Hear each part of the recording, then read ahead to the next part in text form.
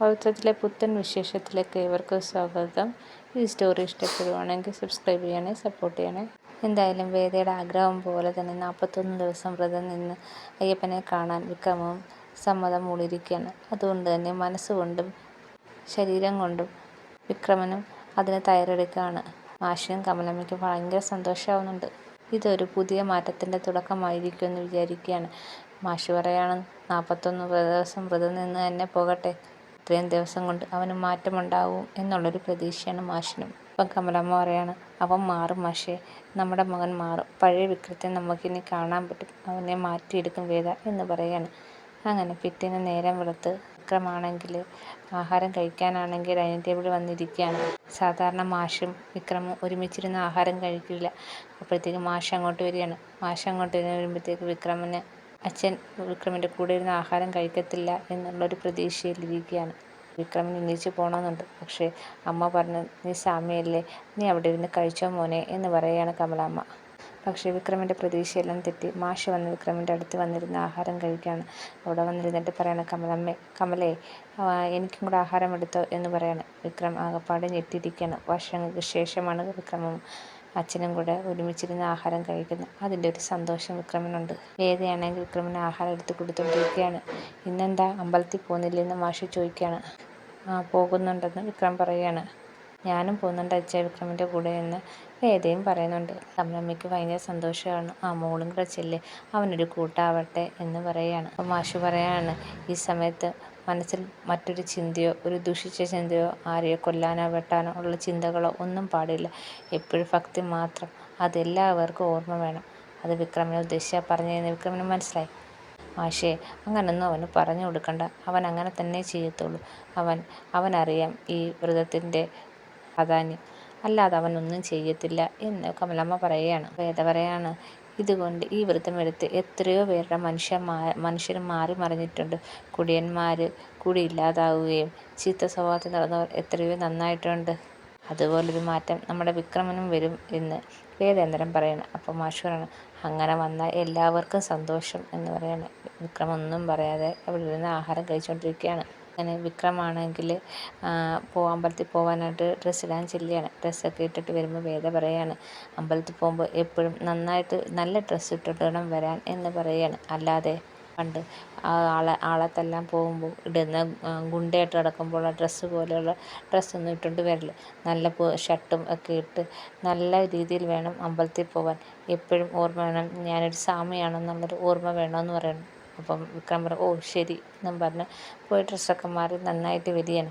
അങ്ങനെ വേദയും വിക്രമും കൂടെ പോവുകയാണ്. അപ്പോൾ ഇത് കമലമ്മയും മാഷും കാണുന്നുണ്ട്.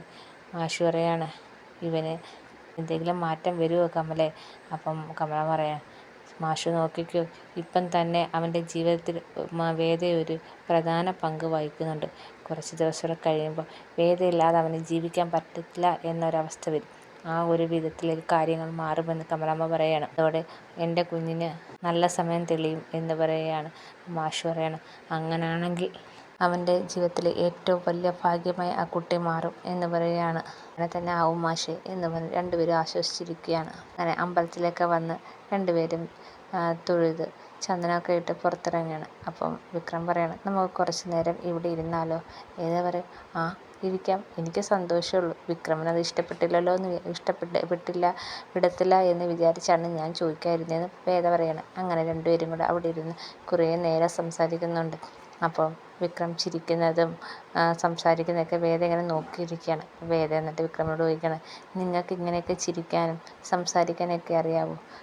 ഞാൻ ഇത്രയും നാൾ ഈ വീട്ടിൽ വന്നിട്ട് ഞാൻ കണ്ടിട്ടില്ല നിങ്ങളുടെ ഒരു ചിരിക്കുന്ന മുഖം. നിങ്ങൾ എപ്പോഴും ഇങ്ങനെ മുഖവും വീർപ്പിച്ച് കെട്ടി ദേഷിച്ചാണ് ഇരിക്കുന്നതെന്ന് പറയാണ്. അപ്പം വേദയുടെ അഭിനയൊക്കെ കാണുമ്പോൾ വിക്രമിന് ചിരി വരികയാണ്.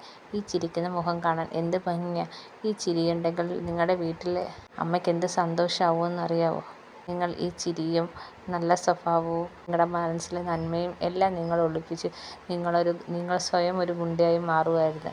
ഈ 41 ദിവസം കൊണ്ട് അതിനൊരു മാറ്റം വരണം എന്ന് പറയാൻ വിക്രം ഒന്നും മിണ്ടുന്നില്ല.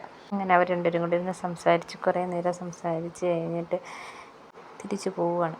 പക്ഷേ ഈ പോകുന്ന വഴിയിൽ അഭിലാഷും കാണിയാണ് വിക്രമും വേദയും കൂടെ പോകുന്നത്. അപ്പം വിക്രമിൻ്റെ നെറ്റിയിൽ കുറിയൊക്കെ ഇട്ട് കണ്ടപ്പോൾ അഭിലാഷ് പറയാണ്, ഇവനെന്താ സ്വാമിയായോ എന്ന് ചോദിക്കുകയാണ്. ആയെന്നാ തോന്നുന്നത്. അപ്പോൾ അഭിലാഷ് പറയാൻ, എന്നെങ്കിൽ നമ്മുടെ കാര്യം എളുപ്പമായി, നമുക്ക് ഒരു നിഷ്പ്രയാസം അവന് ഒതുക്കാൻ പറ്റുമെന്ന് അഭിലാഷ് പറയാണ്. അങ്ങനെ വേദയും വിക്രമും കൂടെ പോകുന്ന ബൈക്കിൽ ചെന്ന് അഭിലാഷ് വണ്ടി കൊണ്ട് തട്ടുകയാണ്. അവർ താഴേക്ക് വീഴുകയാണ്. അവർ ഇറങ്ങി വന്നിട്ട് വിക്രത്തെ ഒത്തിരി അടിക്കുന്നുണ്ട്. വിക്രം സ്വാമി ആയതുകൊണ്ട് തിരിച്ചൊന്നും ചെയ്യുന്നില്ല. വിക്രം എല്ലാ അടിയും കൊള്ളുകയാണ്. വിക്രമിൻ്റെ കാല് തല്ലി ഒടിക്കുന്നുണ്ട് അവർ. വിക്രമിനെ വെട്ടാൻ വാളെടുത്തുകൊണ്ട് വരുമ്പോൾ വേദ ദേഹത്തോട്ട് ചാഞ്ഞിടയ്ക്കാണ് വെട്ടേക്കാതിരിക്കാൻ. അപ്പോഴത്തേക്ക് ആളുകൾ ഓടിക്കൂടുകയാണ്. അതുകൊണ്ട് അഭിലാഷിനൊന്നും വിക്രത്തെ ഒന്നും ചെയ്യാൻ പറ്റുന്നില്ല. അങ്ങനെ അവർ രക്ഷപ്പെടുകയാണ്. ആളുകൾ ഓടിക്കൂടിയത് കാരണം അഭിലാഷും കൂട്ടരും രക്ഷപ്പെടുകയാണ്. വേദയും അവിടെ നിന്നവരെല്ലാവരും കൂടി ചേർന്ന് വിക്രത്തെ ഹോസ്പിറ്റലിലാക്കുന്നുണ്ട്. ഈ സമയത്ത് വീട്ടിൽ മാഷും കമലമ്മയും കൂടി സംസാരിച്ചുകൊണ്ടിരിക്കുമ്പോൾ ഒരു ഓട്ടോ വന്നിറങ്ങുവാണ്. അതിൽ നിന്നും വിക്രം ഇറങ്ങുന്നുണ്ട്. വിക്രമിൻ്റെ കാല് പ്ലാസ്റ്ററൊക്കെ ഇടുന്നുണ്ട്. അപ്പം കമലമ്മ ഓടി വന്നിട്ട് ചോദിക്കുക, എന്താ മോനെ, എന്ത് പറ്റിയെന്ന് ചോദിക്കുകയാണ്. അപ്പം വേദ പറയാണ്, ഒന്നുമില്ലമ്മേ, സമയമായപ്പോൾ മുന്നുള്ള ചെയ്ത പാപത്തിൻ്റെ ഫലം അനുഭവിക്കുകയാണെന്ന് പറയാണ്. അപ്പോൾ ആർക്കും ഒന്നും മനസ്സിലാവുന്നില്ല. അത് ഇപ്പോൾ ആണെങ്കിൽ ആ അഭിലാഷും കൂട്ടരും ഞങ്ങൾ അമ്പലത്തിൽ പോയിട്ട് വന്നപ്പോൾ ആക്രമിച്ചു, അതിൻ്റെയാണ്. തിരിച്ച് വിക്രം ഒന്നും ചെയ്തില്ല, അതുകൊണ്ട് തന്നെ കാലിൽ നല്ല മുറിവുണ്ടെന്ന് പറയുന്നു. അപ്പം നമ്മുടെ മാഷ് പറയാണ്, കൊടുത്താൽ എപ്പോഴായാലും കിട്ടും, ഇതോടെ മനസ്സിലായല്ലോ. നമ്മൾ നല്ല ആരോഗ്യത്തോടെ ഇരിക്കുന്ന സമയത്ത് മാത്രമേ നമുക്കിതൊക്കെ ചെയ്യാൻ പറ്റൂ. നമ്മുടെ ആരോഗ്യം നശിക്കുക, നമുക്ക് തിരിച്ച് പ്രതികരിക്കാനോ പറ്റാത്തൊരു സമയം വന്നാൽ നമ്മൾ ഈ ചെയ്തതെല്ലാം തിരിച്ച് കിട്ടുമെന്ന് ഓർമ്മ വേണമെന്ന് പറയും. അപ്പം വേദയാണെങ്കിൽ ഒന്നും മിണ്ടുന്നില്ല. വിക്രത്തെയും പിടിച്ചുകൊണ്ട് മുറിയിലേക്ക് പോവുകയാണ്. പിന്നെയാണെങ്കിൽ വേദയാണെങ്കിൽ വിക്രമത്തെ ശുശ്രൂഷിക്കുകയൊക്കെ ചെയ്യുകയാണ്. വേദയാണെങ്കിൽ ഒരു ഭാര്യയുടെ കടമകളെല്ലാം ചെയ്യുന്നുണ്ട്. ഇതെല്ലാം കണ്ട് വിക്രമിന് ഭയങ്കര സന്തോഷമാകുന്നുണ്ട്. വിക്രമിന് ഇപ്പം വേദയോടൊരു ഇഷ്ടമൊക്കെ തോന്നി തുടങ്ങുന്നുണ്ട്. നേരത്തെ ഉണ്ട്, പക്ഷേ ആ ഇഷ്ടം കൂടുതൽ അവരെ തമ്മിൽ അടുപ്പിക്കുകയാണ് ചെയ്യുന്നത്.